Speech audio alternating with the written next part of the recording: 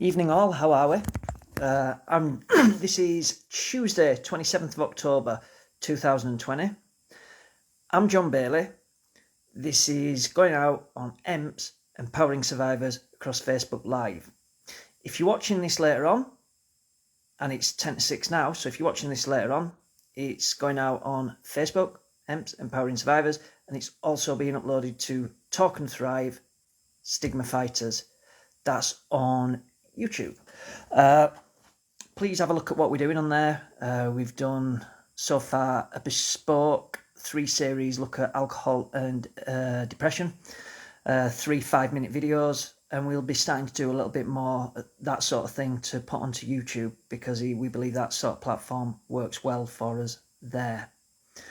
So, how is everyone? It's certainly getting a little bit windy, a little bit wetter, a little bit more like winter. The clocks have gone back. It's dark already. I'm sat in my house. Dan, how are you, mate? And it's kind of, it's just coming in, isn't it? It's Halloween on Saturday. We're then into November. It don't feel like Halloween. It don't feel like bonfire it with COVID and that sort of thing. And I think it's just a case of making the most out of it as we can. So, about 2 or 3 weeks ago, we ran a series for a week on narcissism. As we move into November, I'm going to be pointing the lens squarely at domestic violence and domestic abuse, and that will be pretty much the subject of what videos we're doing going forward for a while. It won't be every day, but there'll be more of a focus. Now today I'm going to talk about domestic violence, and I want to say sorry in advance because this is more of a female orientated video. There will be a male orientated video coming up, but for now, it's just doing bits at a time. The thing I do want to get across and want to impress to people watching is domestic violence, domestic abuse. It's a genderless crime. You will be impacted whether you are male, whether you are female, whether you are trans, however you identify, you could be impacted by domestic abuse, domestic violence. So, looking at some information, and I've done some research. It's not often that I do research, but because we sort of know what we know when it comes to trauma and sexual abuse, we sort of drive on our own experiences. I don't have the experience of domestic abuse because I've neither been in an abusive relationship, and sorry about that, I need a haircut, nor have I been a perpetrator of domestic abuse. So, looking at the information, I did a Google search and I was looking at domestic violence in lockdown. And what came up, Dawn, how are you, love? Please, thank you for watching. And what sort of came to light is this. So, on the 6th of April, calls to the National Domestic Abuse Helpline rose by 120% overnight, while traffic to Refuge's website rose by 700% the previous day. That tells you that there has either been an overnight surge in domestic abuse or there is something that is causing people to feel concerned that domestic abuse may be on the increase, and that would have been lockdown, I would have thought. It's a scary thought, isn't it, if you are in a volatile situation, and if you're in a volatile situation and you worry that you might be impacted again, and you might be impacted, and it's not a good thing, is it, at all? Not for a second. And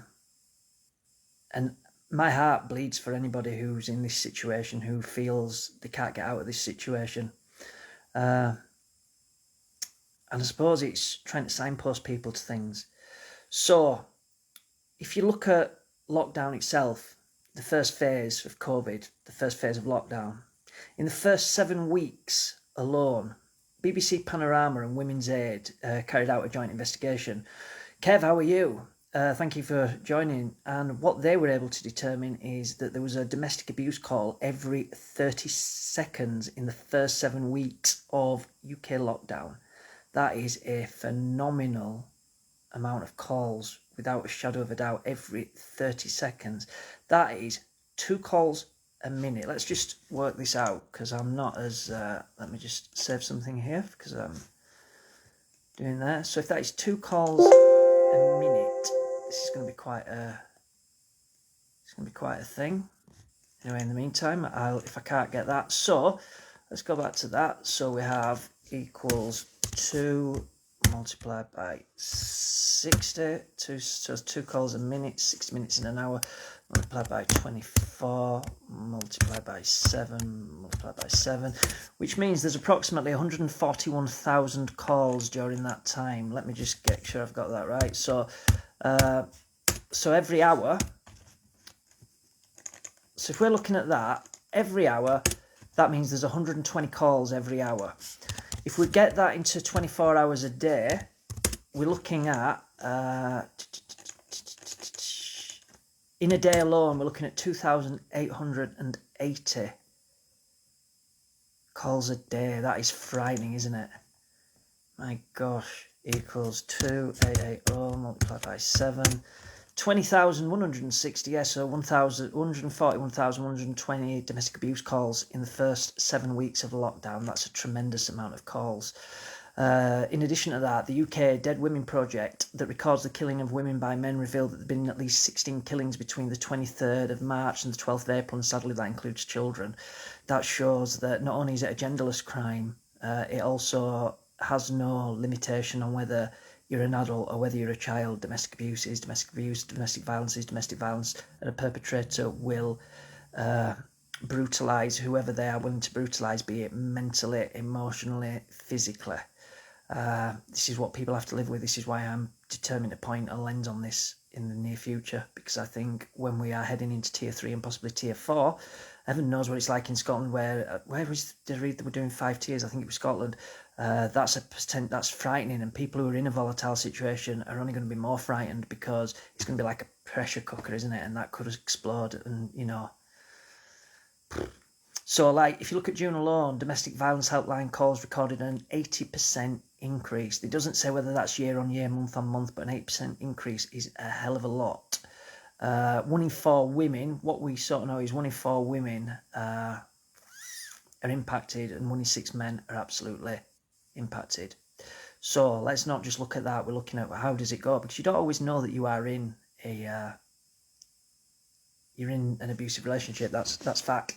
So you've got the psychological abuse, economical abuse, sexual abuse, coercive control, physical abuse, tech abuse, and let's look at a bit more about technology in abuse. So physical abuse first. So it's not only hitting. Physical abuse could be restraining, it could be pinching you, it could be shoving you, it could be somebody telling you it's a joke. That isn't just men on women or women on men. That's both. That is men on men, men on women, women on men, women on women, women on children, men on children. It's the whole pattern. It's not acceptable and it's not right. If you recognise these signs, reach out to us. If you don't feel you can reach out to us, reach out to Refuge. I'll be giving you a number for Refuge, and I'll be giving you website details later on with Refuge. Refuge, basically, if you're looking for them, go to Google Refuge, and they will appear. So what's tech abuse? So tech-related abuse can include partners and ex-partners constantly calling, texting and messaging to family and friends, using social media, and sharing or threatening to share a person's information, photos or intimate images online. I knew that as revenge porn. It's all wrong anyway. If anybody's threatening to use your images against you, that is certainly something that needs to be reported and something that needs to be acted on, because it's not right. It's not right at any time, but if you are having that held over you, for example, in lockdown, if you leave, I'm going to do this, that's something that really needs to be stopped, because it's just not right at all. I've heard about this. Partners, ex-partners hack children's iPads, PlayStations. They can stalk, harass. So for example, a partner may have a child, and they may use that child. They may put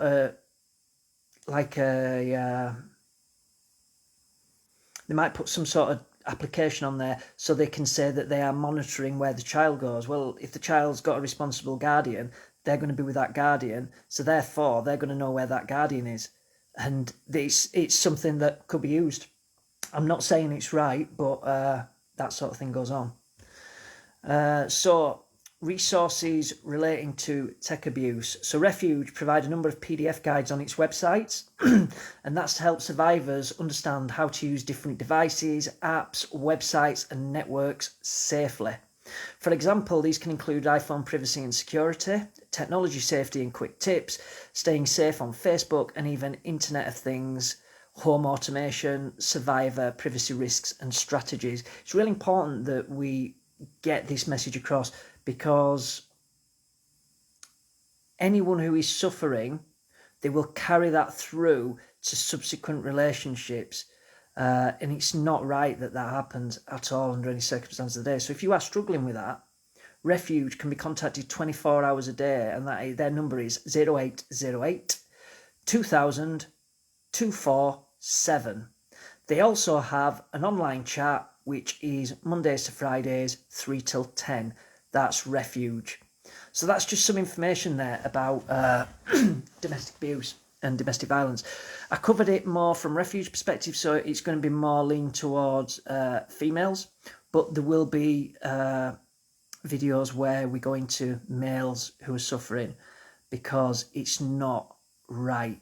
Anybody who's suffering is a victim. Let's not be under any illusion of this. It's a genderless crime.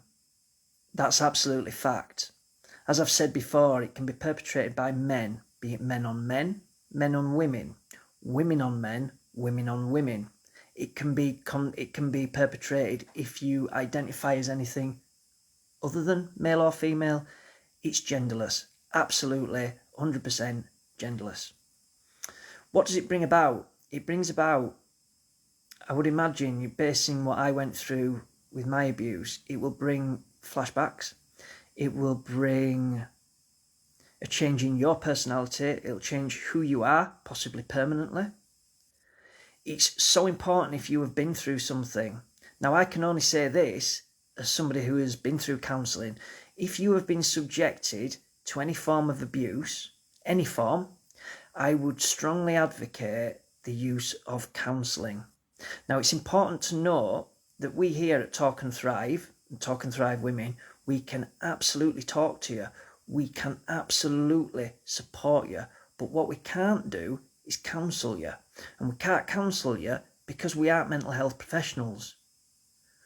That's the simple fact. We aren't mental health professionals, but we are individuals who use our collective experience for the betterment of what you're all going through. So if you do want to speak to us, reach out to us and we'll help and we'll support. When it gets to a point where you need professional support, we'll signpost you to the appropriate place. We first of all need to make sure that we've understood what you're going through. We need to make sure that we're fully aware of everything, and we need to be able to signpost you to the right place as soon as possible. It may be that a conversation in many aspects and in many areas of life will help, and it will support, and it will allow you to move forward. But sometimes you need more than that. And when you need more than that, you need professional services. It's what professional services are there for. They're there to help. They're there to support. They are there to basically to give you the professional help that you need and that you will have asked for. That's without a shadow of a doubt. So that's just an overview. It's not a nice subject, isn't domestic abuse. Abuse of any sort isn't a nice subject. And if you think about it, the powder keg of lockdown, you're going to potentially have pubs shutting. You're going to potentially have outlets for people shutting and closing. So they might not be able to, for example, might not be able to go to a gym, might not be able to go do yoga, might not be able to go do a number of things that they normally do to get their aggression or their frustrations out and released. And if that happens, where are you going to go to take that frustration out? It's so important that we learn at the first opportunity that it's okay to speak. We need to learn that it's okay to put your hand up and say, look, I'm feeling in a way where my emotions are all over the place and I'm feeling a lot more volatile than I normally do. That's okay. And it's okay to acknowledge that you're feeling like that. What it's never, ever okay to do is act on your frustrations and act in a way that would turn you into a systemic domestic abuser. It's not right, it's not appropriate, and you need to seek help. Equally, if you are living in a situation where you are living with an abuser, that needs to stop. And it needs to stop because abuse is not acceptable in any way, shape or form. It just isn't.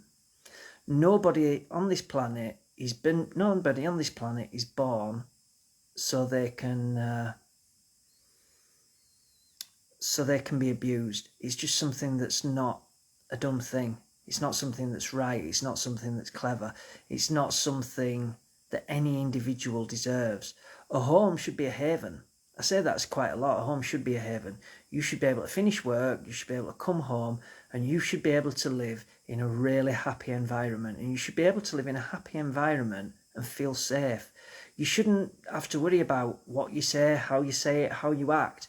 Because if you're sharing your home with somebody, and equally they're sharing their home with you, you should know each other well enough to know sense of humours. You should know what frustrations each other shares. And by taking the time to talk to each other, I absolutely believe that improves communication. And if you improve communication, you're improving the chances of being able to talk through any potential issues that you've got. Now, I'm not saying that talking alone is going to be a solution, because it isn't going to be a solution on its own, isn't talking. But what talking allows us to do, it allows us to articulate when things are going wrong, be it that we feel that we could lash out, or we feel that we're in a situation where we could be lashed at, and it allows a different, it just allows the opportunity for people to realise there is an option other than domestic abuse and domestic violence. And that's so important to understand. These videos, when we do them, they are sombre. It's a sombre subject. We can't always be laughing and we can't always be jovial.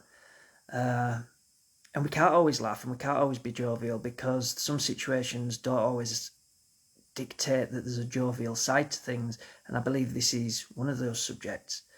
And when I'm researching things and I'm looking into things, I realise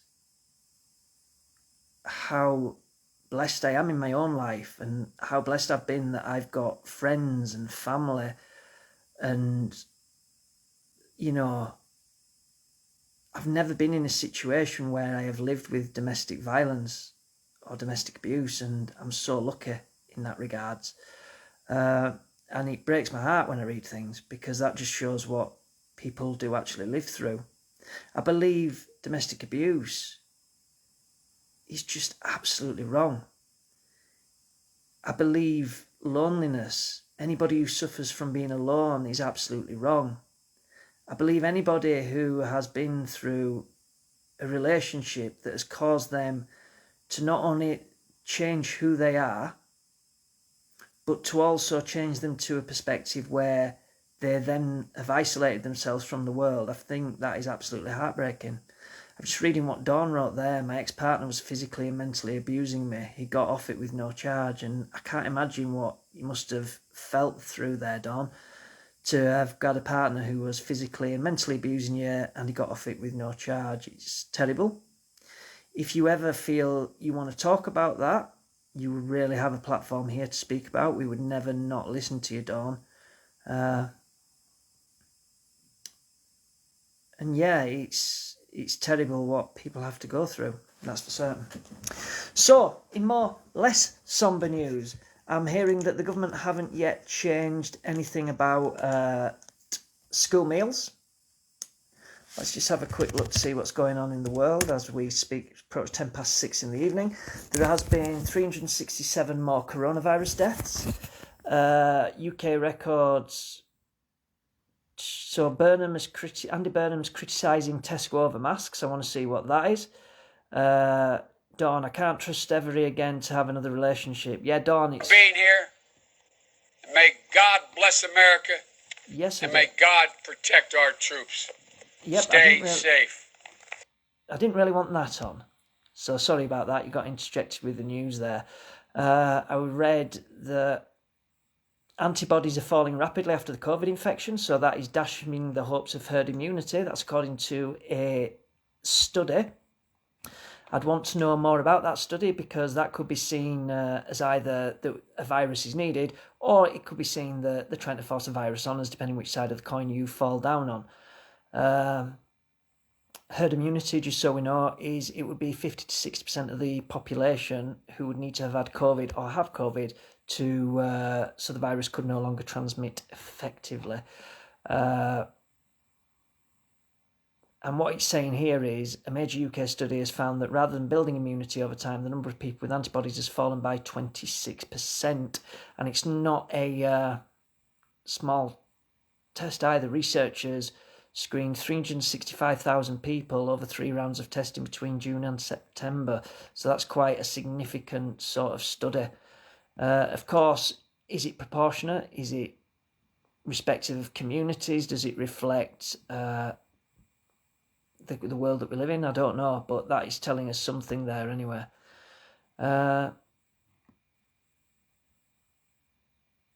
Yeah, and what I would say there about COVID is this. Please wear a mask. If you can wear a mask, do wear a mask. There will be people who can't wear a mask because they suffer from things. They've got a medical exemption. If they can't wear a mask, please be kind to them because you never know what anybody's going through. That's true. If you can wear a mask, please wear one. Don't be a protester. Don't try and sort of like say, I don't believe in this virus. Believe that there are people out there who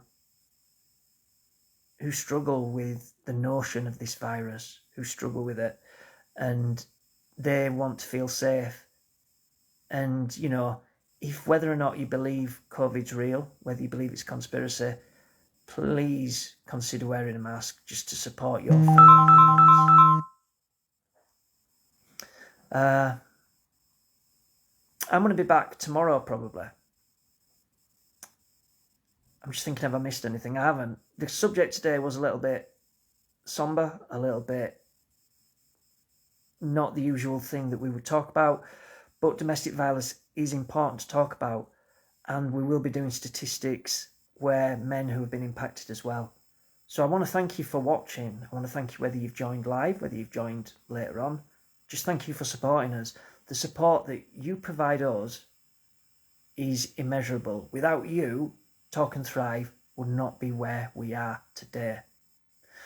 We are so grateful of your support. We are so grateful that you allow us to come into your homes when we do these videos. You allow us to run groups in your local community. You allow us to post and you read those posts. And without you doing that, we wouldn't be anywhere at all. It's like I said earlier, we're not mental health professionals. We're not. We're a set of guys who've had a bad start. We've overcome that and we're now on our own paths. If you know somebody who's struggling, let them watch a video. You know, let them see what we do. We might be relatable. If they are, get in touch. If you want a group, we do groups. We are a tea and coffee group. We meet once a month at the moment at Cross Hills, first Tuesday in the month. And we also meet for the Veterans group, first Thursday in the month. If you prefer an approach where a pint and a chat you feel would be better for you, it's worth talking about. Amazing groups doing amazing things. And then you've got Missing Peace during the day. We believe we've got a peer group collective, and I believe it's as important to reference those groups as it is to talk about what we do. I've been John Bailey. This has been Talk and Thrive. Thank you for watching.